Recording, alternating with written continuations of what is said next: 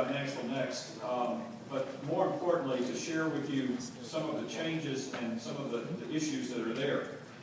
First, however, I want to respond to some of the comments that we've had so far, because I agree 100% that the history of gentrification in this country has been a history of advantage taking. It will continue to be that, but it has tended to be powerful, it has tended to be groups, it's tended to be governmental actions.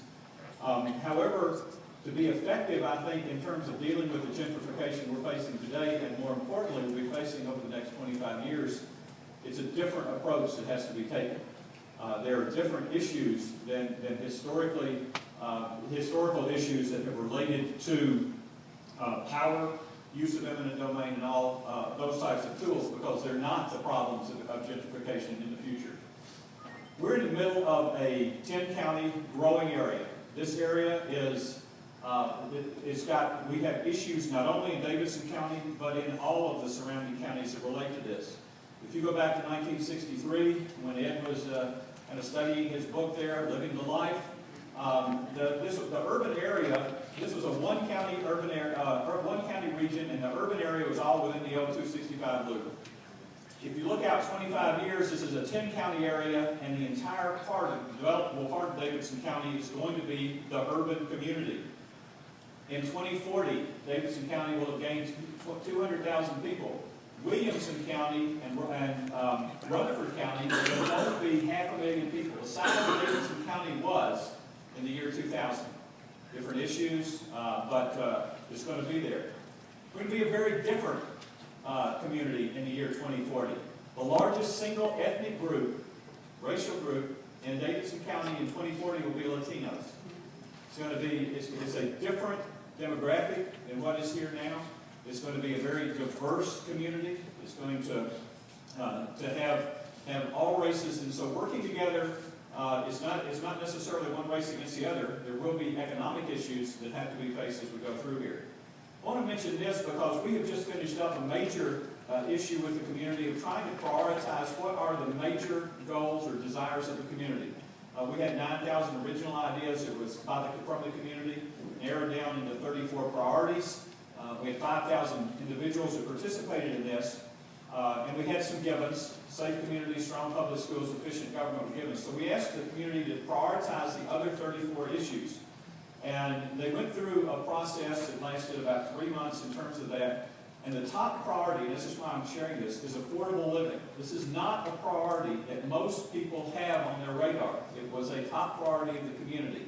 The others are more things that you expected: transit, the lack of transit, the needing jobs, the growing economy, walkable neighborhoods, and strong neighborhoods. But affordable living is something that we were somewhat aware of, but we weren't aware that the community was that much in terms of in tune with that. And that gets at the whole issue of housing and economic opportunity. Here you see the change in residential value. And what this begins to do is reflect some of the things that we're seeing, some of the issues that we're talking about in terms of gentrification, and some of the real challenges that we have as we go forward. These are changes that there have been almost no rezoning issues in here. There's been no use of eminent domain in this. But what you're beginning to see, as was mentioned in the question and answer, are individual decisions by individuals to move in and relocate in locations that serve them the best, that are located close to jobs. And this is kind of the change in terms of the ethnic community is also reflected in something that I want to kind of share as I go through here. And this, again, it's important to think about this differently, because some of the solutions in terms of ownership, affordable housing, and partnership are critical. But how we get to those stages are going to be very different, because it's really one-on-one, and it's dealing with individuals. If you look out, the household structure over the next 25 years is very different from the one in the last 25 years. You go back, roughly 1960, we were about 50-50 households with children versus not. You look out at 2040, over 80% of all the households are households without children. That has a different demand both on location, on housing types, on character. Again, this is kind of, if you look back the last 20 years, last 30 years, basically 75% of all the households were in what is known as the peak home buyer. This is your kind of suburban, large lot family that's looking to either move up in terms of housing or is looking for housing. This is your kind of, if you want to say, your white flight type of groups that moved out of the inner city historically.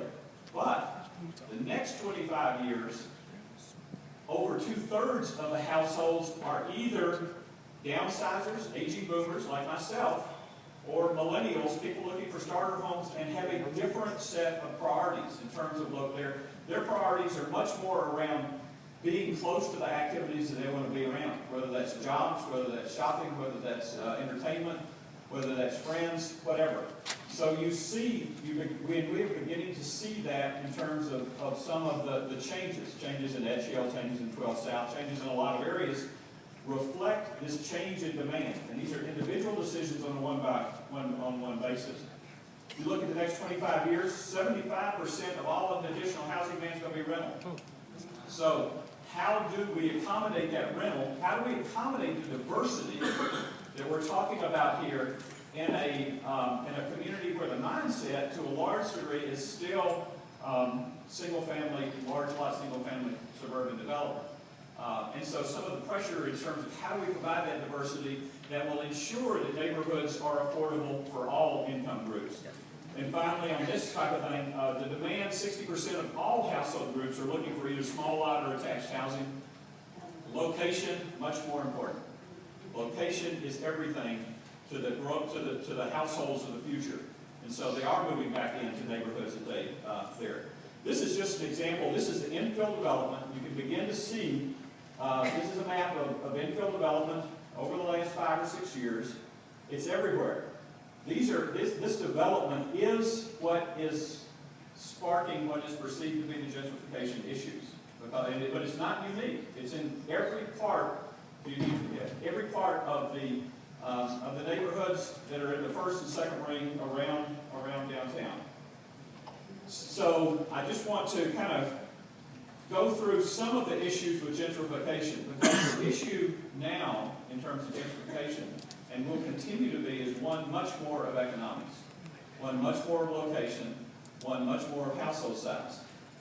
Businesses, and I would be very interested in actually hearing some of the businesses, because all the discussions, businesses don't lead gentrification, they follow gentrification. Businesses will follow where they can make money.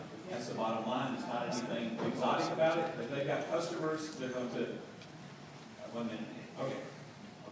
But they're going to be there. Gentrification is often used as a negative tool. How do we make that positive? How do we make that a win-win in tomorrow's economy, in tomorrow's society? How do we reduce any class and racial tensions? How do we maintain the culture of the community as we go forward in terms of recognizing this change in terms of our population?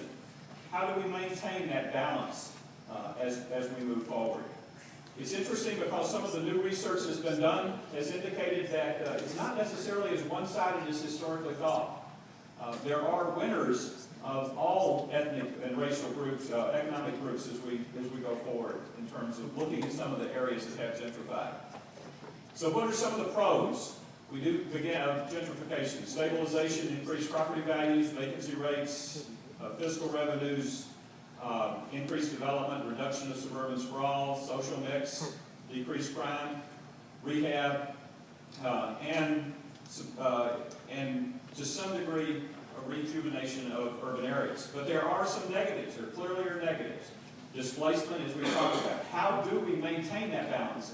There's an awful lot of people that like the community in terms of being diverse. How do you maintain that once the prices are at such an area? And I would challenge it's probably not available until or unless it's owned by some entity that's focus is going to be on preserving that affordable living. Psychological costs, community resentment, loss of affordable housing, unsustainable practices, and homelessness. The last ones are displacement, increased costs, housing, loss of social diversity, and under-occupancy. So we welcome your involvement in Nashville Next. The decisions are part of that over the next 15 months. The community is going to make some decisions on how and they want the community to move and what policies need to be put in effect. Thank you very much.